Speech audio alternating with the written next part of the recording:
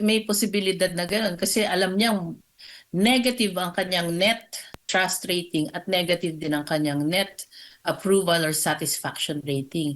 So bago mag-SONA, kailangan niya mag-double time para mapa-improve ang kanyang imahe. Pero kung ganun kalalim yung pinanggagalingan, medyo mahihirapan na siya kasi nang una wala ngang trabaho yung mga tao. So kung kumakalamang tiyan mo, paano mo papalitan ang pananaw mo sa pamahalaan ngayon?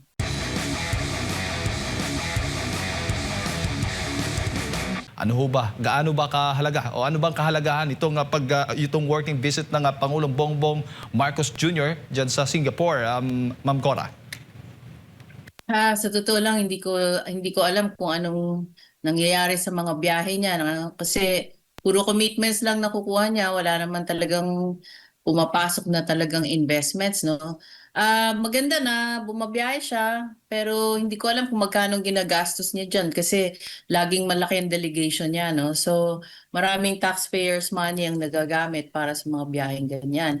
Pero ang nakita natin nung isang taon, bumagsak pa rin ang foreign direct investments. So wala pa rin talagang masyadong pumasok na kapital para mabigyan ng trabaho ang ating mga mamamayan. At nakita rin yan dahil tumataas ang unemployment rate. Kaya as of May, ang unemployment rate ay 2.4% at was it 2.4, 2.8%, mga ganyan. So, mga 2.4 million Filipinos pa rin ang walang trabaho hanggang ngayon. Opo, ayon sa Pangulo, Ma'am Cora, napagkasunduan nila ni Singaporean Prime Minister Lawrence Wong na palawakin yung bilateral trade, kooperasyon sa artificial intelligence, yung sa kalusugan naman po at sa social development. Gaano pa kahalaga itong bilateral trade na ito sa pagitan ng Pilipinas at ng Singapore? Bago niyan, ko-correct ko lang yung inflation rate, no? 4.8% Opo. pala. Ganyan. Anyway, so ah alam mo, maski gaano karaming incentives ang ibigay ng gobyerno, ang talagang ugat ng kawalan ng tiwala ng mga negosyante dito sa Pilipinas ay ang corruption o katiwalian, ano? Kasi napakalaki talaga nung leakage na nangyari the past years, no? So tapos walang napapanagot hanggang ngayon. So kumbaga, in terms of good governance, yung signals na pinapakita nila hindi malakas. So maski anong klaseng incentives ang ibigay nila hanggat hindi na napupuksa, tama ba?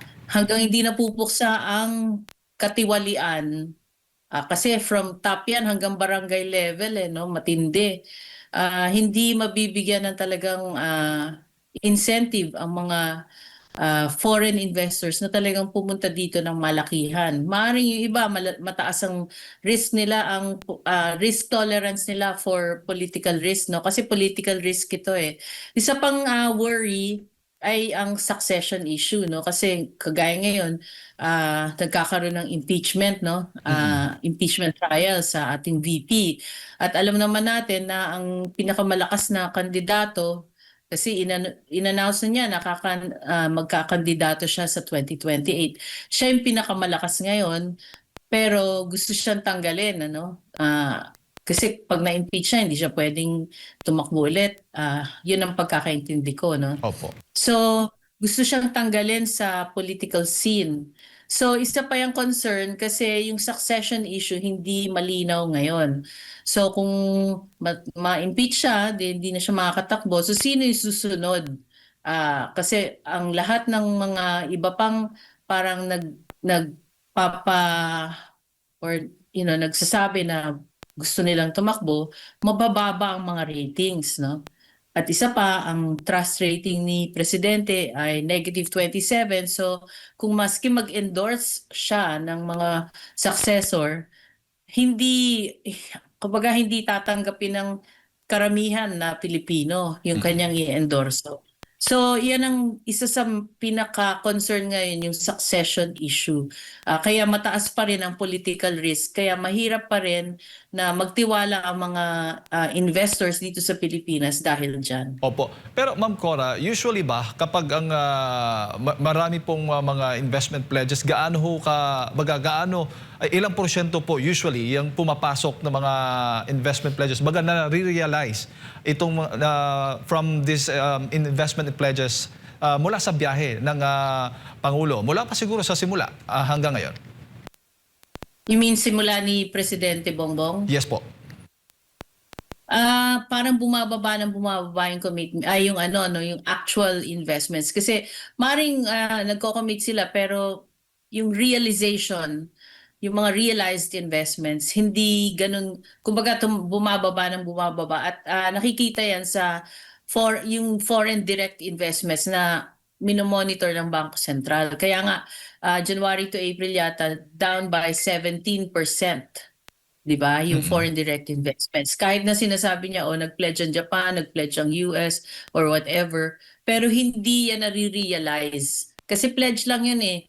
Ang katotohanan kasi, apart from political risk, pag nandito na sila, minsan mabagal ang pagbibigay ng permits, tapos kailangan na may mga padulas, no? Depende kung anong barangay ang papasukin mo kasi hindi lahat ng LGUs matino. In fact, mabibilang mo lang talaga yung matitinong LGUs, di ba? So, pag nandun na sila sa ground level, okay, minsan nabubulilyaso kasi nga nandiyan ang corruption, nandiyan ang mabagal ang pag-release ng permits, o kaya if ever may permits na hindi pa rin natutuloy kasi may additional requirements. Yung kumbaga yung bureaucratic red tape ay napaka talamak sa buong Pilipinas 'yan. Opo, opo. At siyempre, ano bang tawag mo doon sa mga pahayag ng Pangulo, reports ng Malacanang na dahil dito sa pagbisita, itong working visit ng Pangulo, maraming trabaho ang mabubuo, parang ganun po yung pinapakita sa ating mga kababayan. Ilang beses ko nang sinabi na mahilig mambudol ang presidente natin. Sasabihin niya yung gustong marinig ng mga tao, di ba? Sinasabi niya, tataas ang GDP ng 6%, 2.8% lang ngayon. Ang bigas babagsak to 20 pesos per kilo. Never bumagsak yan on a nationwide scale. Kasi talagang hindi pwede, no? Talagang babaratin mo naman yung mga farmers na mawawala naman ng kabuhayan. Marami siyang mga sinasabi, kagaya niya, yung mga pledges na hindi naman nangyayari kasi yung foreign direct investments, bagsak pa rin. Ang unemployment, tumataas. Underemployment, mataas. So, tapos inflation mo, 6.8%, pinakamataas sa Asia. Ang kuryente, pinakamataas sa Asia. So, nasaan manggagaling yung kumpiyansa? 'Di ba? So, kaya ang hirap paniwalaan maski anong sabihin niya ngayon kasi marami sa sinasabi niya hindi nagkakatotoo. Opo, at meron ding bagong anunsyo na ito ngang palalawakin pa yung pamimigay ng cash assistance sa ilalim nga ng Uplift program, Ma'am Cora. Ang sinasabi po ng mga advisor ng Pangulo, nasa upper middle income na tayo. Pero ano bang ibig sabihin nito? Na ito yung pamimigay ng mga ayuda ay pinapalawak pa kung upper middle income na ang ating bansa? Hindi nga ayuda ang kailangan trabaho. Dapat magbigay sila ng trabaho. So kumbaga, dapat yung perang yan, imbis na karamihan dyan gamitin sa ayuda, maggawa sila ng mga investments, no? Kunwari, infrastructure investments, para magkaroon ng trabaho yung mga tao. Kasi ang infrastructure, maraming ine-employ yan eh. Kunwari, yung railway system na nilipat yung pera, imbis na ituloy yung railway project at saka yung ano nga ba yun, yung subway project dito sa Luzon, yung railway project sa Mindanao, Vismin yun. So, hindi nila tinuloy, linipat yung pera para pambigay ng ayuda. Parang mali naman yata yun kasi ang mangyayari, imbis na masustain yung income, di ba? Kasi pag trabaho binigay mo, tatagal yung pera kasi every month may nakukuha yung mga empleyado. Kung ayuda, isa, 2 buwan, ubus na yan. So malaking aksaya yan ng government funds. Kumbaga, okay, you're giving it to the people pero hindi productive yung perang yun. Kasi unang-una yung ayuda, after 2 months, wala na. Tapos yung project hindi natutuloy which is supposed to serve the interest of the general public, di ba? So parang nasasayang talaga yung taxes na binabayad natin. Kasi pang maiksing panahon lang yung sineserbisyo niya imbis na pang matagalan. Opo, yung problema nga walang mag-i-invest, walang mga infrastructure projects tayo ngayon, kaya wala tayong trabaho at Yeah. Ma'am Cora. At isa pa sa ayuda, napakataas ng leakage dyan. 'Di ba sinabi dati ni Mayor yung sa Baguio, Magalong, ah, Mayor sabi Magalong. Mayor Magalong, sabi niya, 'di ba, may 30-30 scheme, may 777 scheme, ganyan. Kasi yung leakage, kumbaga, bago dumating sa mga tao, nabibigyan yung congressman, nabibigyan yung barangay chairman.